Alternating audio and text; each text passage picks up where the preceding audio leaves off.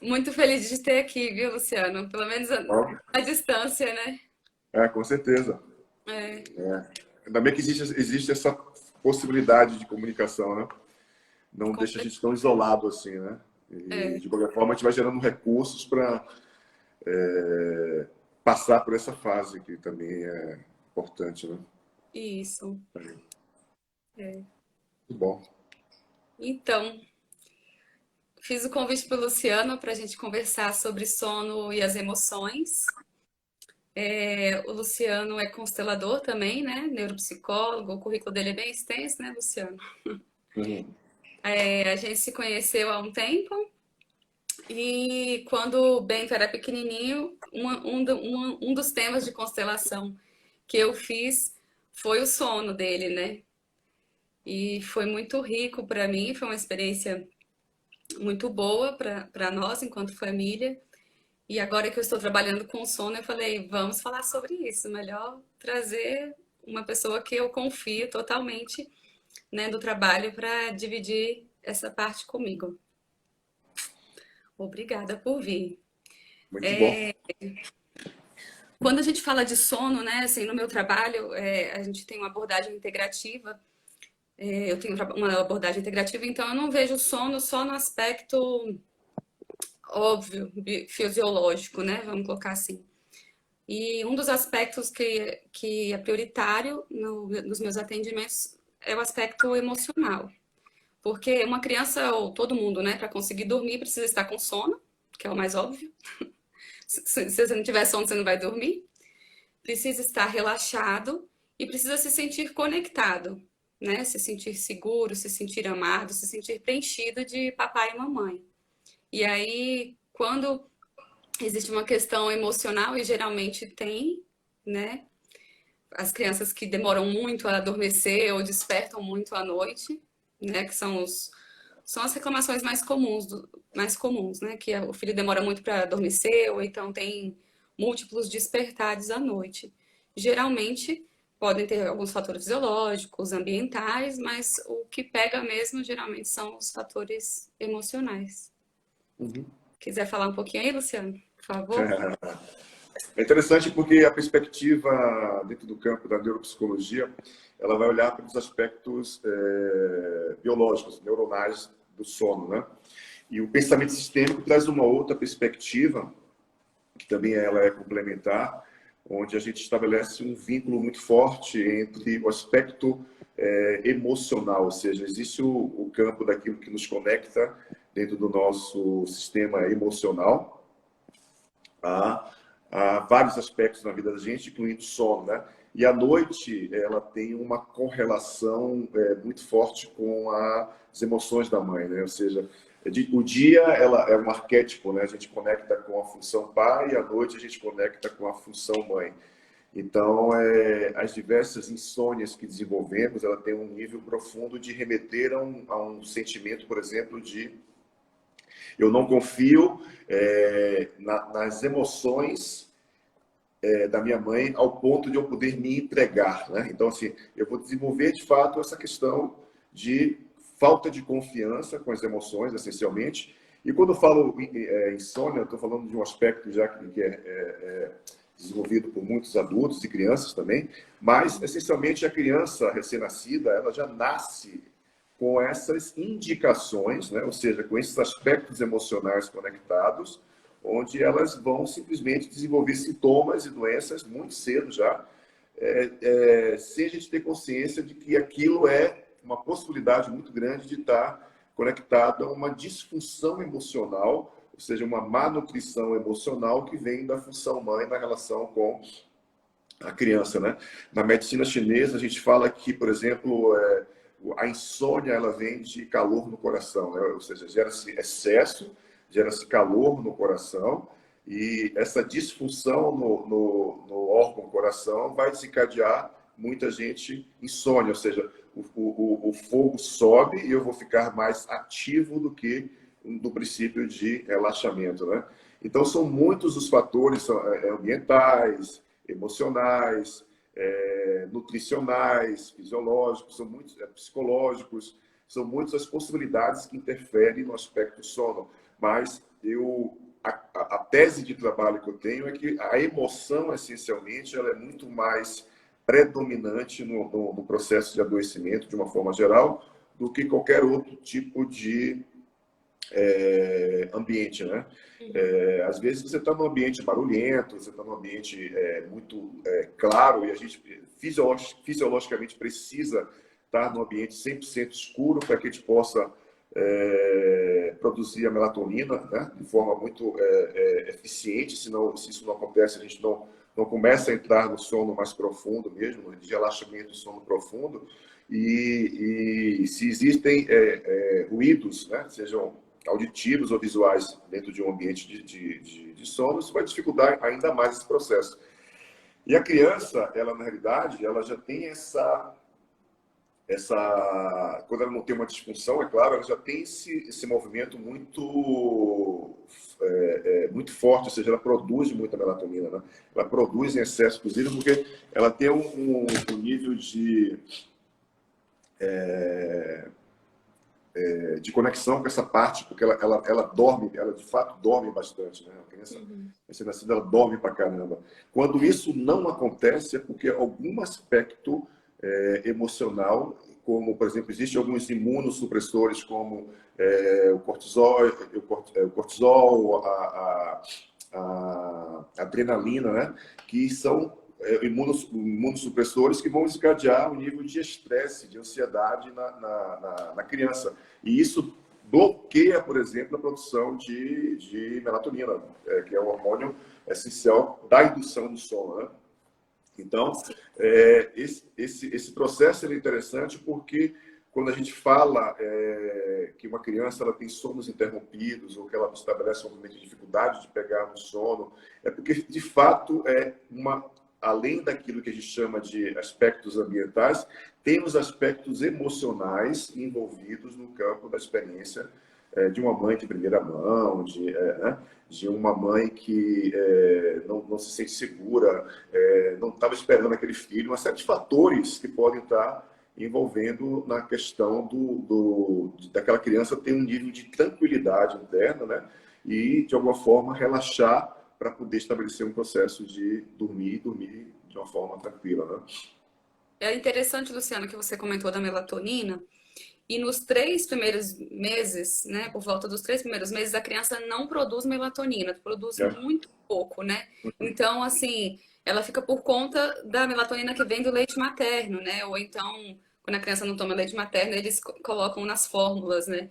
Então, é mais um sinal, né, dessa questão da relação e dependência, né, com a mãe, né? Que após 3 meses, ela começa a produzir a própria E, melatonina. E isso desencadeia um excesso, inclusive, porque ela vai produzir bastante melatonina. Muito, muito, muito, muito. Por enquanto, ela se nutre pelo todo sentimento, né? Ou seja, todo o processo que a gente faz uma correlação muito grande entre nutrição, né? E alimento muito relacionado àquilo que é as emoções da mãe também. Então, a criança, ela passa 9 meses se nutrindo daquelas emoções, né? Por exemplo, a gente vai desenvolver o nosso sistema nervoso central a partir da baía de mielina, e essa baía de mielina ela vai produzir todos os neurônios, né, que a gente vai utilizar durante toda a vida. E desse campo de experiência, ele se somatiza bastante no cérebro, ele vai também para a coluna vertebral, né? Mas a criança é interessante, ela já começa a desenvolver traumas de ausência de nutrição e ela vai interromper, de fato, a qualidade do sono. Das pesquisas comprovadas nesse campo é o seguinte: às vezes a criança se mexe na barriga da mãe, né? E aí é quando a mãe muitas vezes se lembra que está grávida, né? Ela está na atividade dela normal, essencialmente, só que às vezes isso acontece em momentos onde ela está no nível emocional impactada, está com muito medo, ansiosa, perdeu o emprego, o marido perdeu o emprego, brigou, são todas essas emoções que estabelecem uma nutrição também para a criança, né?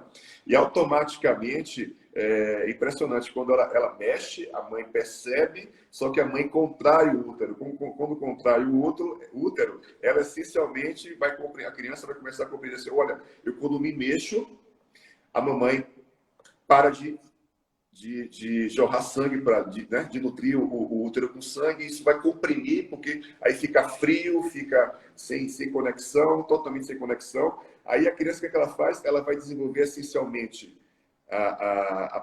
toda a energia de fluxo de produção da baía mialina vai ficar em cima, né? Em cima, e interrompe, muitas vezes, o fluxo para baixo. Então, ela fica, por isso que a criança fica o tempo inteiro aqui, ó, conectada e gerando um fluxo muito forte de informação. E a dor é uma dor essencial para a criança, né? E ela não entende isso, ela simplesmente vai estabelecer esse movimento. E isso também já existe estudos de pessoas que passaram por traumas mais profundos, que têm uma dificuldade maior de estabelecer o sono, né?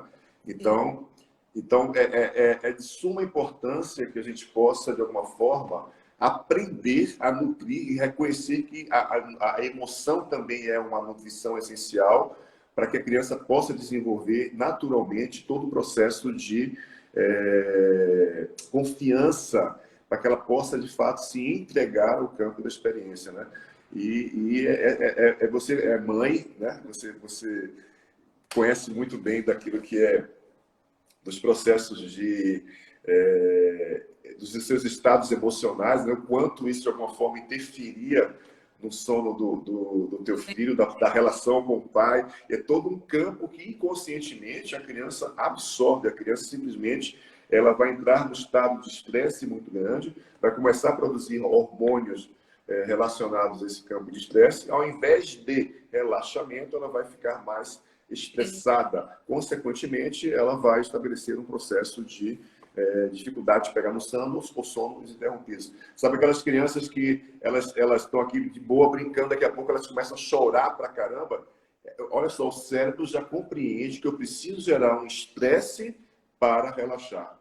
Uhum. Né? Por quê? Porque ela tem um nível de conexão profunda, porque está muito conectada ainda, principalmente às emoções da mãe. Sim. Você comentou uma coisa, o exemplo que você deu, você falou do medo, né? Às vezes, quando as crianças são um pouco maiorzinhas, um dos motivos delas não conseguirem relaxar para dormir, geralmente é medo, né? Quer Uhum. falar um pouco sobre isso para as crianças um pouquinho maiores, a partir dos 3 anos? É interessante porque medo do escuro, né? Medo da noite, medo de Uhum. algo que ela não consegue perceber a própria pequena. Porque a função pai é a própria claridade, digamos assim, não de aspecto bom ou ruim, né? E a função mãe é o aspecto da noite, da nutrição da noite, né? Você está dentro do útero, é uma ótima nutrição para a criança. Então, esses medos essenciais são medos também desenvolvidos pela relação com os medos, por exemplo, da mãe. Essa mãe ela pode ter medo de barata, ela pode ter medo de dirigir, qualquer coisa nesse sentido. Essa criança ela pode absorver essa informação e também estabelecer uma conexão de medo de escuro, né? Porque o escuro remete também ao útero, o escuro remete à conexão com a função mãe, essencialmente, né? E elas vão ter, por exemplo, o que a gente chama de amigos invisíveis. Esses amigos invisíveis vão estabelecer também uma conexão muito grande de aparecer à noite. É interessante isso. Tem uma incidência maior de aparecer à noite, ou quando ela está próxima a dormir, ou quando ela está brincando durante o dia. São os amigos invisíveis, onde ela conversa, onde ela brinca, onde ela estabelece vínculos, né? E isso gera um processo, muitas vezes, da mãe dizer assim, você está maluco? Não tem ninguém aí? Está conversando com quem? E blá, blá, blá. Isso vai colocando um medo inconsciente na criança, né?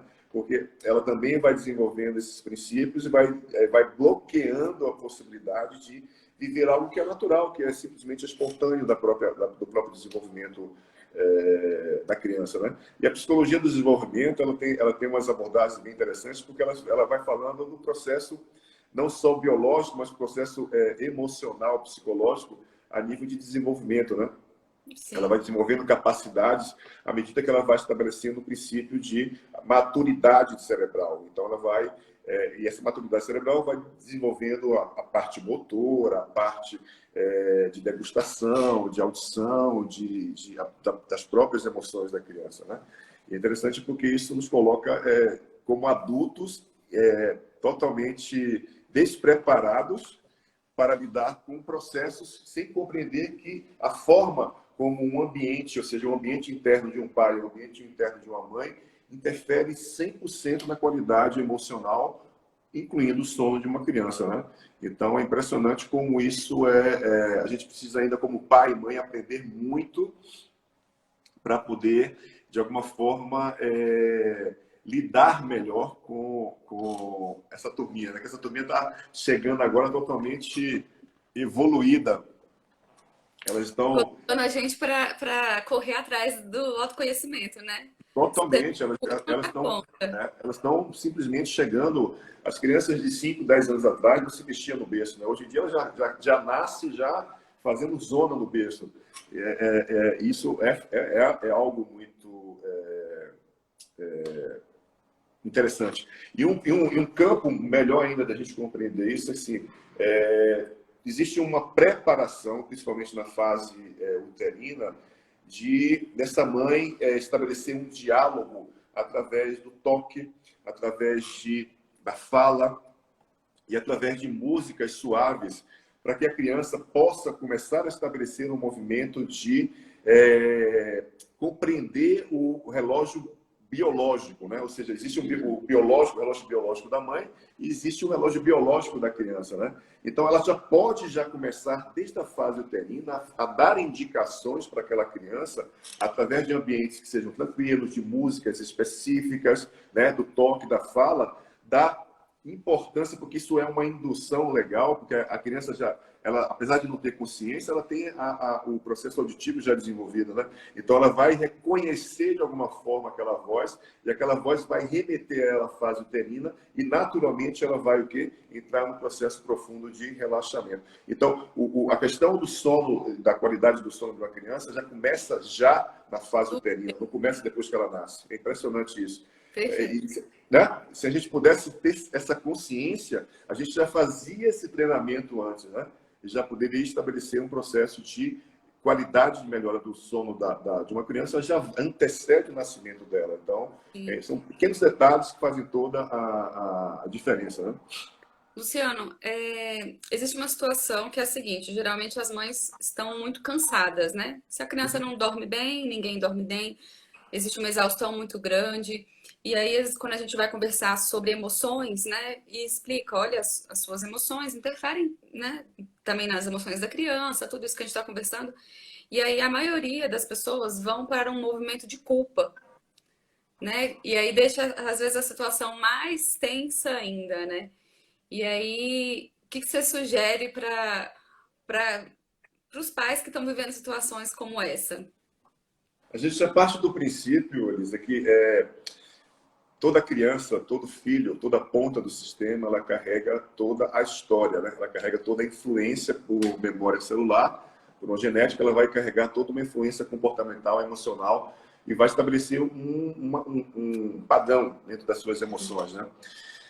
Quando a gente descarta qualquer princípio que faz com que uma criança entre no nível de estresse profundo, né, por vários motivos, ou porque ela não consegue comer direito, ou porque ela tem um processo de refluxo já muito cedo, ou porque ela está com prisão de ventre, ou porque ela está com gases, enfim, qualquer que seja, descartando qualquer movimento nesse sentido, é um processo emocional. E por ser um processo emocional, é um processo relacionado a uma absorção, ou seja, é como se aquela criança, mesmo sem ter consciência, absorve a energia do ambiente, incluindo a energia, principalmente a energia da mãe e do pai, né? E principalmente a energia da mãe, as emoções da mãe. Então, aquele sentimento todo que antecede o próprio movimento de ser mãe, né? Ou seja, aquele medo de ser mãe, como é que eu vou fazer, de que forma que eu vou dar conta, será que vai sobreviver? Todo o sentimento que acontece, isso de alguma forma desde a fase uterina, desenvolvido como memória. Como a criança não pode chorar lá dentro, ou ela não pode, de alguma forma, estabelecer um movimento porque o útero é o único lugar que ela inconscientemente conhece, né? E quando ela se mexe, a mamãe pode estar triste e a mãe vai contrair e vai dizer assim, eu não posso me mexer, só posso desenvolver essa parte cerebral, por exemplo. Ela simplesmente já vai nascer também carregando todas essas informações emocionais que vêm dessa mãe. Então, se a gente pudesse ter um manual, né, e pudesse pegar um manual com controle remoto para toda mãe. Olha, tá muito triste, bota um pouquinho mais de cor. Ah, está chorando, bota, sabe? Não existe isso é histórico, ou seja, é da história de cada um. Cada um vai desenvolver esses campos de experiência de uma forma única. Então, essa criança já nasce já com um nível hormonal de estresse muito grande, né? Por todo um campo de somatização do estresse e medo dessa mãe.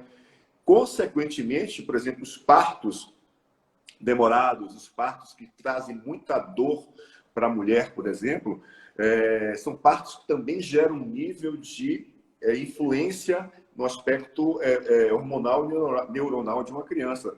Então, ela vai também estabelecer um campo de somatização da memória de que ela gerou dor na mamãe.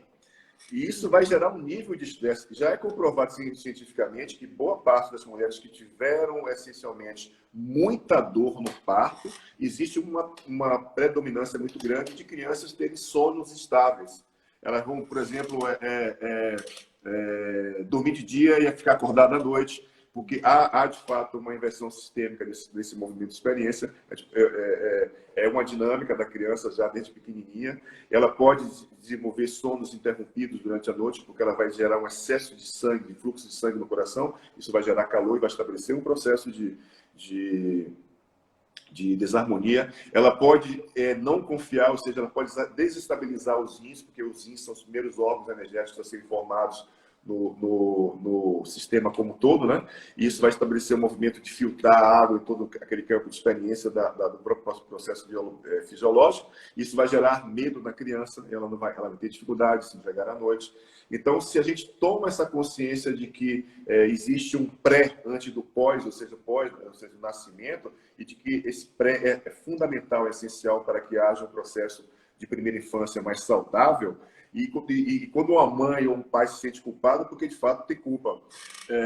Culpa no sentido de que alguma coisa dela, né? Ou seja, um aspecto emocional dela, está gerando aquele nível de estresse na criança. E isso está gerando um nível E faz todo sentido ela sentir culpa, né? Não porque ela muitas vezes vai sentir culpa por fatos.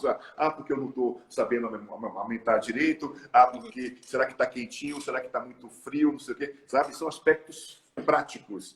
São fatos. Mas você está falando de aspectos emocionais que são muito mais profundos e muito mais enraizados na relação, nessa díade que existe, né, entre mãe e filho, do que a gente possa imaginar. Então, é mais ou menos isso que acontece. Então, a gente pode dizer que seria mais pertinente que os pais aceitassem as emoções dos seus filhos e observassem as próprias emoções. Podemos falar isso? A gente pode dizer que os filhos, de uma forma geral, expressam as emoções que os pais não se permitem Não sentir. expressam. Ok?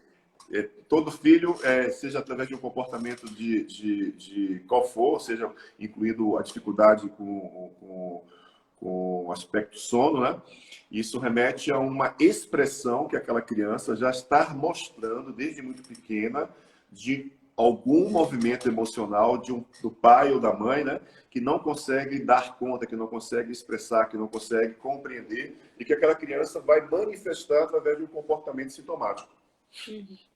Falando sobre isso, uma das questões de saúde que eu percebo que mais interferem no sono das crianças são os problemas respiratórios, né? Você comentou dos rins, aí eu lembrei da questão dos pulmões, né? Os rins estão muito associados ao medo, né? Na medicina tradicional chinesa. E os pulmões, Isso. a tristeza. É isso? Isso. É isso mesmo. Todo o processo relacionado ao pulmão carrega a emoção tristeza, né? E geralmente a gente já nasce conectado àquilo que foi a dificuldade dos nossos pais estabelecerem vínculos com os nossos avós. O pulmão direito está muito conectado ao aspecto da função pai, né? Ou seja, aquilo que vem das informações desse sistema de pai. E o pulmão esquerdo da relação com a função mãe, ou seja, de todo esse sistema que está aqui. Aquilo que não foi possível ser vivido entre papai e mamãe, né? Ou seja, isso pode estabelecer uma conexão da criança que gerou uma desarmonia na emoção e um aspecto emocional que gerou uma desarmonia, por exemplo, no pulmão e que gerou um sentimento de tristeza profunda e conectar-se com aquela dor que está aqui atrás. Ou seja, a criança já fica triste sem saber por que está triste, mas simplesmente ela vai ficar triste e vai desenvolver, por exemplo, uma patologia respiratória, né? Por exemplo, uma pneumonia, ela já parte do princípio de um medo de território. Segundo as 5 leis biológicas do Dr. Hammer, ele fala do princípio da dificuldade que a criança tem de estabelecer um vínculo com a própria vida, ou seja, com o próprio sentimento de alegria dela, né? Por quê? Porque ela tá disputando o território que é o território da sobrevivência dela no campo do próprio desenvolvimento. Como nós somos movidos por emoções, essas emoções, quando não estão claras, elas vão desarmonizar o nosso sistema como um todo, né? E vai gerar um sintoma ou uma doença. A gente está simplesmente o tempo inteiro em processo de harmonia, desarmonia, harmonia, desarmonia. E o aspecto do respirar, por exemplo, ou seja, dessa questão do pulmão, que é um órgão bem superficial, ele governa todo esse campo da pele, por exemplo, né? Governa todos os sintomas relacionados a alergias respiratórias que vão desenvolver alergias na pele, junto com o calor do sangue, todo um processo que acontece. O pulmão estabelece, sim, uma importância muito grande quando a gente tem esse movimento de conexão inconsciente já desde muito cedo, que vai gerar um adoecimento por uma dinâmica sistêmica, entende? Então, as doenças, elas têm... Por exemplo, o Dr. Hammer fala que o medo, ele nasce nos alvéolos pulmonares. Então, a inflamação dos alvéolos pulmonares desencadeia o medo. E tem todo sentido, porque existe uma conexão de meridiano entre pulmão e rim, por exemplo, né? Mas a emoção do rim, ela é essencialmente o medo, a emoção do pulmão é essencialmente tristeza. Por isso que as crianças passam muito tempo com bronquites, com infecções de garganta, broncopneumonia, pneumonia, resfriados, virose. E é todo um aspecto que vai mexendo no aspecto emocional dela, nesses órgãos específicos, que vai desencadeando um enfraquecimento energético, que vai desencadeando um processo de doença, né? Então é bem legal olhar por essa perspectiva também. Sim. E, Luciano, voltando mais para o sono, quando eu fiz a constelação com você do tema de sono do meu filho, você me ensinou um exercício, outro dia você fez uma live que também tratou de sono, e você falou sobre ela, e eu queria que você repetisse aqui um pouquinho, porque eu tenho ensinado muito às famílias que eu atendo, e eu acho que é uma das ferramentas muito importantes para os pais conhecerem e liberarem os filhos, né, das questões que são deles e não das crianças. Se puder É falar um pouquinho. o body talk, é o tocar na criança, né? É o estabelecer o toque com uma intenção. Eu já faço isso aí há muitos anos, até por um processo de experiência. Fiz muito há 22 anos atrás na minha filha. Eu já experimentava isso na minha filha quando ela nasceu, né? E é interessante porque a gente via resultados práticos nela. A gente via resultados de, às vezes ela acordava, ia dormir entupida, eu falava, não vamos dar nenhum tipo de medicação, vamos fazer um trabalho de body talk, vamos tocar nela, vamos gerar uma intenção nela, e no outro dia, ou até duas horas depois, você já percebia a respiração dela totalmente liberada. Por quê? Porque existia um movimento de intenção e do toque. A criança, quando está dormindo, ela estabelece uma conexão profunda com o inconsciente. Ela está muito aberta, né? O inconsciente está aberto. E o toque, como ela está em fase de desenvolvimento, ou seja, de processo de desenvolvimento neuronal, das redes neurais, elas vão estabelecendo um movimento de indução através da fala com muito mais precisão do que quando a gente está em estado de alerta. Então, a criança, ela vai ouvindo aquela voz e vai desenvolvendo uma liberação a nível neuronal e hormonal de forma... É louco isso, porque ela vai desenvolvendo um processo de liberação de emoção muito rápido, né? Então, é como se aquele toque junto com uma indução de uma intenção liberasse de uma forma muito mais breve um sintoma e uma emoção do que pelas vias tradicionais. Então, muitas vezes, a minha filha, ela simplesmente estabelecia um processo de liberação de muitas emoções e de sintomas físicos rápido. Por quê? Porque gerava um movimento de tensão, né? Então, o que é o ideal? O ideal é que você coloque seu filho dormindo na cama, né, de barriga para cima, onde o pai possa ficar na direção da cabeça e a mãe possa ficar na direção do estômago, ou seja, o pai aqui e a mãe aqui, né, a criança aqui com a cabeça aqui e o corpo para cá, o pai na direção da cabeça e a mãe na direção do estômago, onde eles possam tocar o pai na cabeça e a mãe essencialmente no estômago, e toques suaves, leves. Se a criança tiver um sono muito leve, só faz tocar assim por cima, não precisa tocar na criança. Eu faço um desafio para você: se você tiver um filho ou uma filha que tiver insônia, alguma coisa parecida, ou algum sintoma específico, comece a fazer esse exercício durante 21 dias consecutivos, quando seu filho ou sua filha estiver dormindo, e depois manda uma mensagem para a Elisa ou manda uma mensagem para mim, para que você possa comprovar que esse sentimento, ou seja, esse toque, ele vai liberar muita, por exemplo, ocitocina. Ele vai liberar muita serotonina. Por que a gente toca no estômago, né? 27 neurotransmissores importantíssimos são produzidos no intestino, incluindo a serotonina. E a serotonina, junto com a ocitocina, são dois hormônios que estabelecem um movimento profundo de amor, de entrega. A ocitocina, inclusive, é o hormônio que a mulher toma para poder dilatar a vagina no parto natural, por exemplo, né? Porque ela dá uma sensação de relaxamento, de prazer, de amor profundo, né? E o toque é impressionante, porque o toque vai despertar esses hormônios na criança, e ela vai relaxar. E ela vai relaxar quando você começar a falar frases sistêmicas. Por exemplo, você pode dizer para seu filho, sua filha, por favor, devolva para mim tudo aquilo que você já nessa idade carrega, que tem a ver com a minha história, com as minhas emoções. Eu tomo de volta tudo aquilo que você simplesmente, já nessa fase,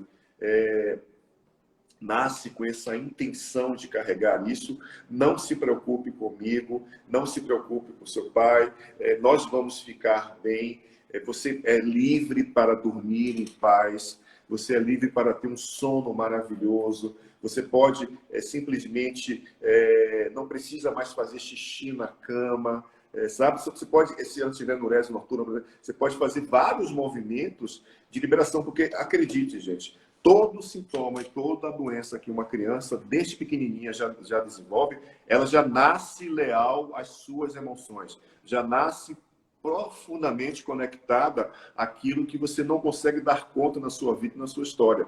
Consequentemente, se você gera uma intenção através do toque e toma e libera aquela emoção, e libera aquele peso, libera aquele processo, a criança, mesmo que ela não compreenda o que está acontecendo, ela vai responder de forma muito rápida, né? Porque os traumas, eles acontecem justamente porque a criança, em estado de alerta, ela simplesmente não consegue compreender, porque o espectro cognitivo complexo dela não está claro, não está maduro. Consequentemente, ela vai passar por aquela experiência e vai gerar um trauma, porque ela não tem a consciência necessária para estabelecer um movimento de compreender muitos aspectos maiores, né?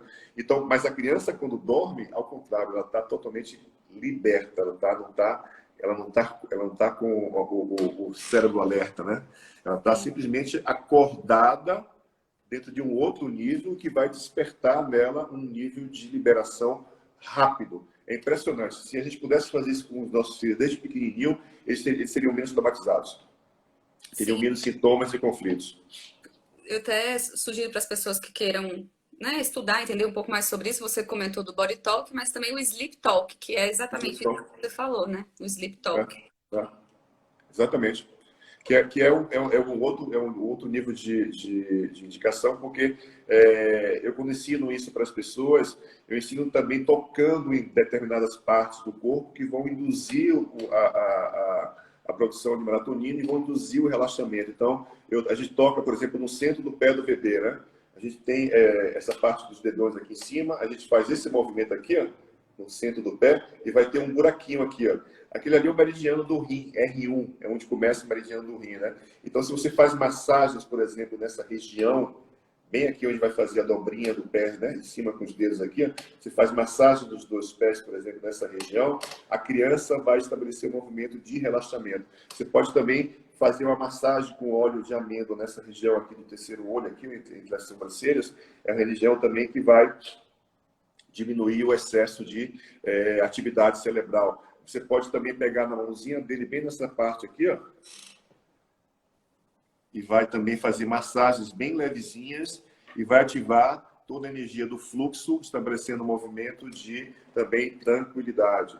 Você pode também tocar nessa região no centro do peito da criança, fazer massagens leves também nessa região aqui, ó. Inclusive quando ela estiver dormindo, quando ela estiver tomando banho, quando estiver perto de dormir, você pode tocar nesses pontos, que é, por exemplo, esse ponto aqui dos pés, né? Dobrou assim, você vai ver o buraquinho, na região da testa, na região do centro do peito, na região do que a gente chama de intestino grosso, na região do pulmão, que são esses dois, esse ponto inicial aqui do pulmão, né? Onde começa o pulmão, fazendo pequenos e leves movimentos assim, ó, bem levezinhos, ela vai despertar e vai potencializar o movimento de emoções mais fluidas no campo dela. E quando ela entra no estado de alegria, ou seja, quando ela produz serotonina, quando ela produz ocitocina, ela simplesmente relaxa. Ela sai do estado de estresse, ou seja, ela já desde muito cedo já deixa de produzir cortisol e adrenalina e vai para um nível mais, porque ela não tem necessidade de quê? De sobrevivência.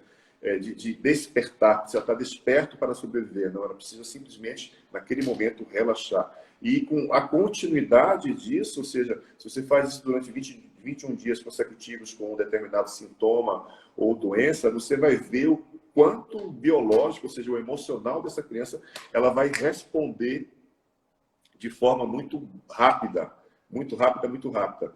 Diga-se de passagem que esses são recursos alternativos e complementares, que eles não substituem médico, não substituem remédio, não substituem absolutamente nada. Esses aspectos são importantes, mas se você pode complementar fazendo esse princípio de técnicas, onde você vai facilitar o campo da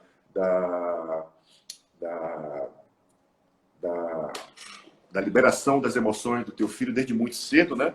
Isso vai gerar um movimento de tranquilidade para essa criança. E vai ser show de bola, né? E Muito os bom. pais podem fazer também isso com eles mesmos, né? Porque assim, na hora, às vezes a criança resiste muito, né? Tem muitos casos assim, a criança resiste muito a adormecer.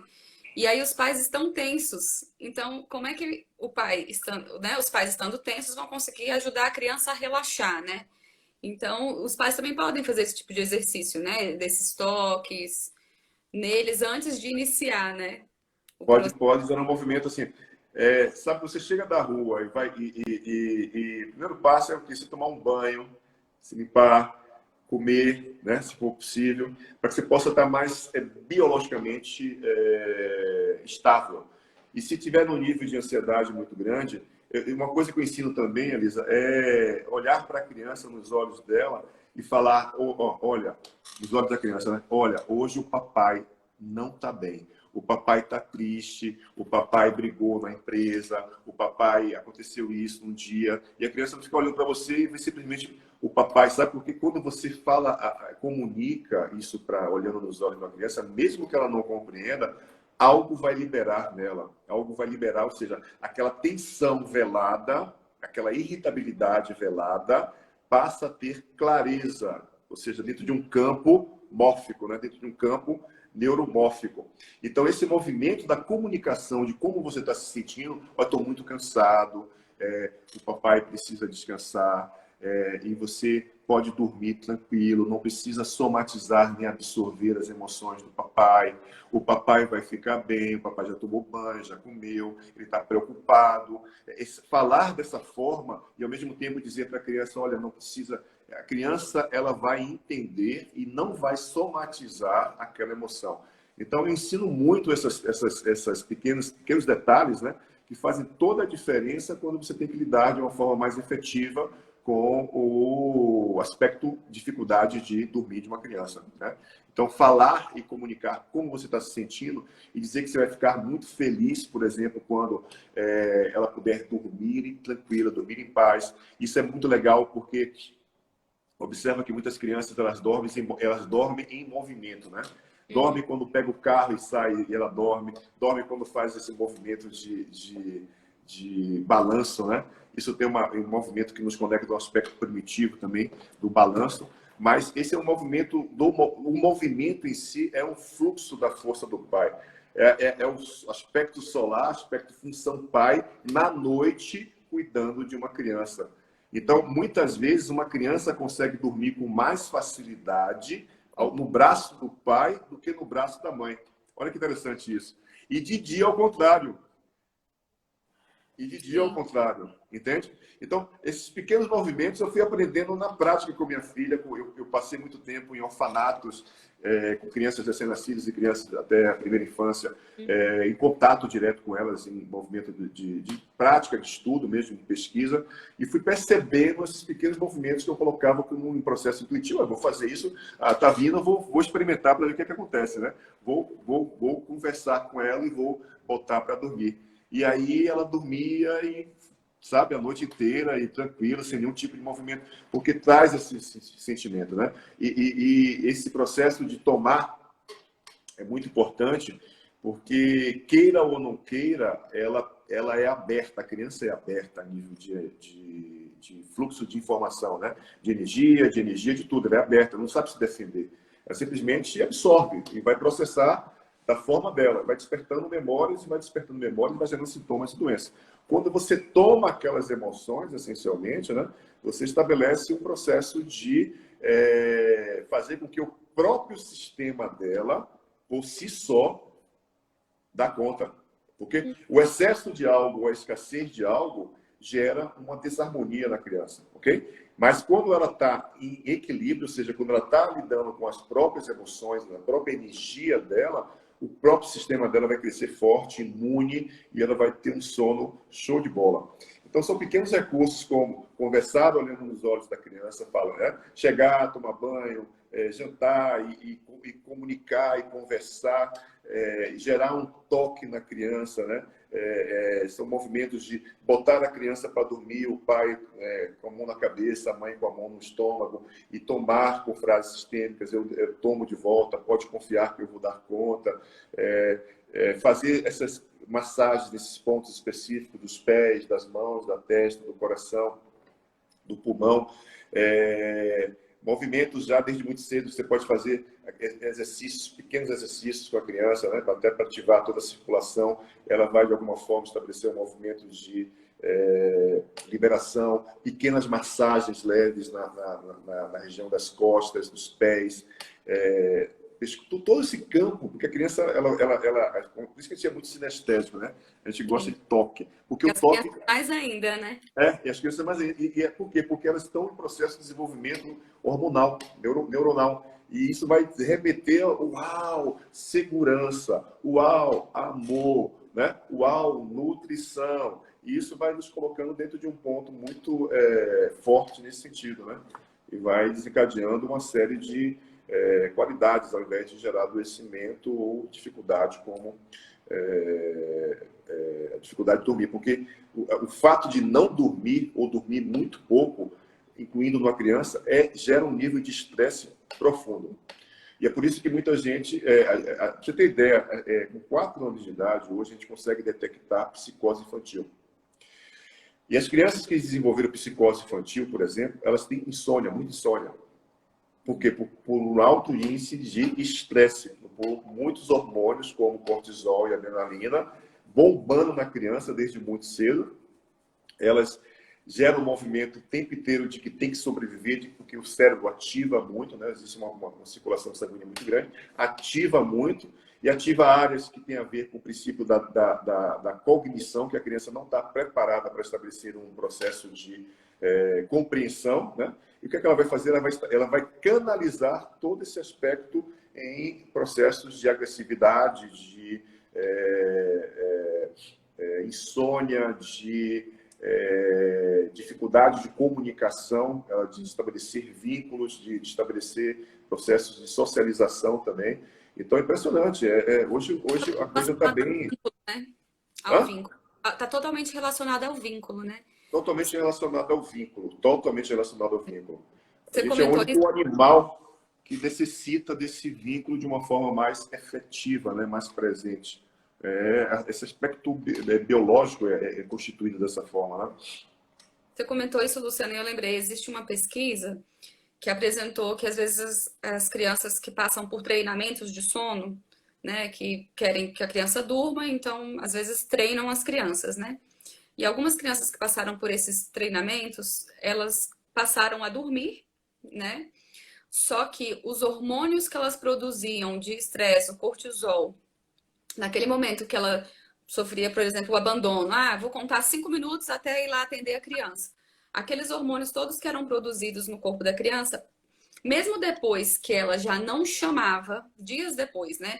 Que ela já não chamava os pais, ela já não chorava, o corpo produzia aquela quantidade de hormônios de estresse da mesma maneira, né? É, Então, acho que vem bem de encontro com o que você está falando. Eu acho que isso demonstra assim, a importância de você cuidar do sono da criança, observando principalmente o vínculo, né? Porque numa situação como essa, o vínculo fica completamente comprometido. o vínculo, o desvínculo já gera um nível de estresse natural, porque a criança, a gente já nasce com a memória celular de sobrevivência, tem que sobreviver. A gente tem que sobreviver.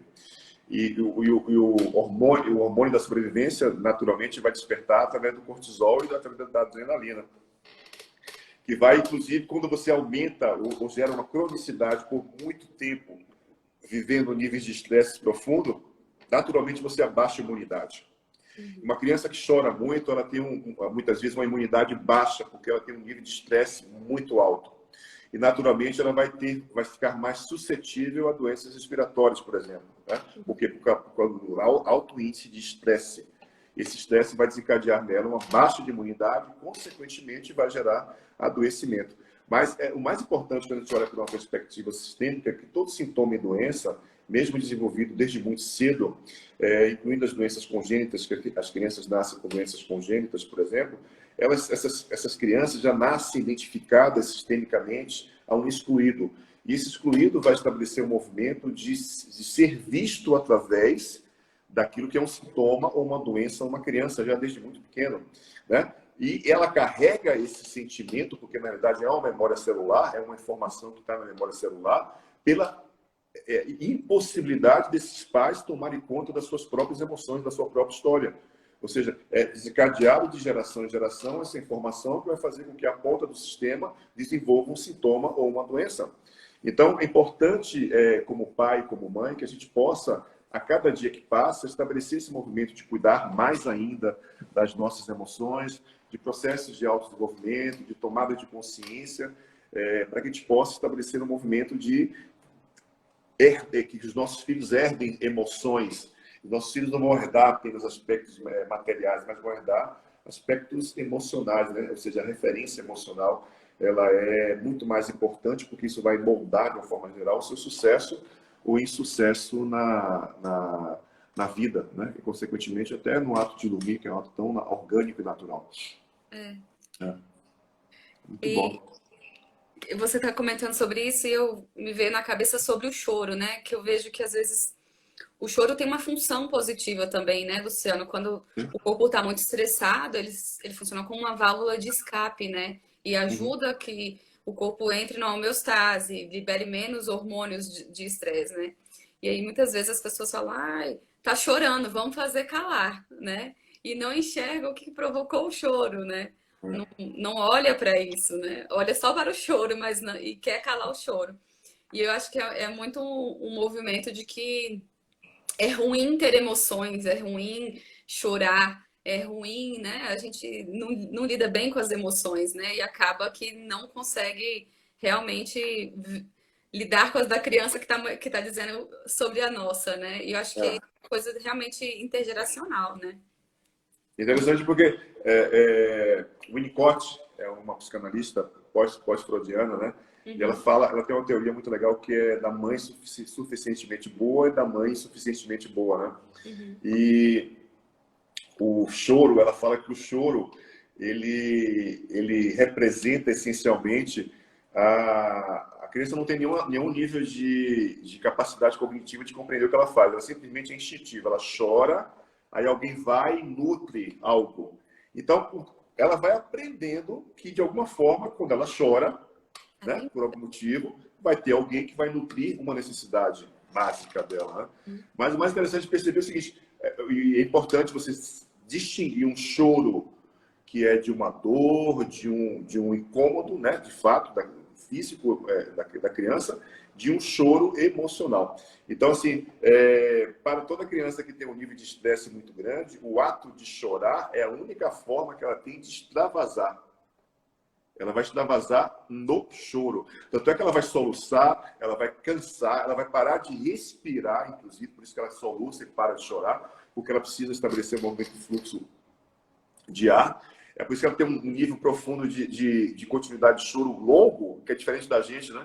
Longo, porque o pulmão dela ainda está acostumado a não respirar direito. Então ela vai chorar pra caramba, né? Uhum. Porque é uma forma que ela tem natural e orgânica de liberação de estresse, de reposição hormonal. Então é muito legal esse movimento que você está falando, porque às vezes, chorar faz mal, chorar não é bom. Que peninha da criança, vai lá e bota o bico na boca. Né? São vários recursos que, na realidade, estão bloqueando a produção de hormônios mais saudáveis, né? Dentro do sistema endócrino da criança. É interessante isso. Sim, sim, até porque a gente vê, é muito comum, né, comentar da hora da bruxa, uma explosão emocional no final do dia, a partir de 6 da tarde, a criança entrou nesse choro que você falou, que é aquele choro longo, né, perde o ar e chora, e aí todo mundo fica desesperado, e aí usa recursos e acaba atrapalhando, né? É, A é. criança já não está com dor, ela está atendida. Às vezes ela está exausta, a mãe também está exausta do dia inteiro, às vezes o pai ainda não chegou, ou quem quer que seja apoio, e às vezes muitas mães não têm apoio, né? Uhum. E aí chega no momento de final do dia que ninguém aguenta e explode mesmo. E o choro vai estar. E é interessante porque observa que a criança, ela, naturalmente, depois que chora muito, ela dorme. Ela dorme muito porque liberou o estresse. A criança, naturalmente, ela tem muita energia concentrada, e muita energia concentrada na cabeça, porque a parte motora dela não está desenvolvida, ela não tá mexendo, não está gastando energia. Ela está concentrando todo o fluxo de energia aqui na cabeça. Né? E esse movimento também é interessante porque faz com que a gente compreenda que o ato de chorar, principalmente antes de dormir, é um ato de liberação de emoções, de liberação de estresse, de hormônios, que para que ela possa acessar um outro nível de qualidade de hormônio. Né? Então, não fiquem estressadas, não fiquem... Conversa com seus filhos, dialoga, toca, façam massagens, estabeleçam um processo de contato visual, de toque no olhar. O olhar é essencial para que a criança possa desenvolver outros aspectos cognitivos importantes. O toque também é essencial para que haja esse movimento de contato, né? Existem crianças também que desenvolvem muitos aspectos de estresse profundos e crônicos, às vezes, e também dificuldade de sono em mães que desenvolveram depressão pós-parto, né? Por um processo de rejeição da criança. Então, são muitas as possibilidades que podem ser desenvolvidas, tá? Cada uma dessas possibilidades vai acontecer a partir de uma dinâmica, de uma história totalmente diferente uma da outra, mas o básico é por aí, tá? Então, não existem segredos nem fórmulas para que a gente possa estabelecer um processo de cuidar dessa parte que é essencial, orgânica, e vai nutrir. Os chineses falam que o sono é o melhor nutridor, é o melhor alimento que existe do yin, do aspecto da substância feminina, da substância introspectiva, das emoções, de tudo. É o sono. É por isso que, por exemplo, que muitas mulheres grávidas dormem pra caramba, porque tem esse movimento da nutrição dos líquidos orgânicos que vão estabelecer o movimento de nutrir a criança, né? Elas dormem muito, muito por causa disso. Nossa, muito bom. Vou perguntar se alguém quer perguntar alguma coisa. Tá? Eu já vi pergunta, né? Eu vi uma perguntinha, deixa eu ver se alguém quiser mandar agora também alguma coisa. Deixa eu olhar. Uma das perguntas era falando sobre uma coisa que a gente já comentou, que era a dificuldade para adormecer, né? O bebê de 9 meses, muito difícil a hora de dormir, parece que resiste muito. A resistência, às vezes, pode ser que a criança já esteja, é, já tenha passado do tempo dela, né? Às vezes ela já está exausta, e aí o corpo, como a Luciana tinha comentado, às vezes o corpo entra no movimento da luta e fuga. Libera hormônios de estresse, o corpo entende, peraí, essa criança não está dormindo, manda adrenalina e a criança fica mais ativa. E aí fica mais difícil para ela adormecer. Então, acaba acontecendo um desbalanço hormonal, né? Que pode ser provocado tanto pelas emoções como, né, assim, não, passou do tempo da criança dormir, ou tem muita luz branca de telas, que são luzes azuis, que super atrapalham, né? A produção da melatonina, a produção hormonal. Tem que ver, cada caso é um, né? Cada caso Cada é caso é um caso, exatamente. um. Cada São caso é um caso. Não dá para generalizar, não dá para achar que vai ser o que cabe numa criança vai caber na outra. Não, isso não existe, né? Isso é ilusório, É, totalmente ilusório, exatamente. É. né? Ok, muito bom. Muito bom. Agradeço muito, Parabéns pela Luciano. iniciativa. Muito Ah, bom. que isso. Espero que seja a primeira de algumas. Tá? Vamos fazer outra, sim, com Vamos, certeza. Eu né? estou ansiosíssimo para poder acabar com essa história de quarentena para que a gente possa iniciar nossa formação aí em Brasília. Nossa Isso. formação de constelação familiar, a gente vai estar iniciando logo que acabar essa pandemia, né? Uhum.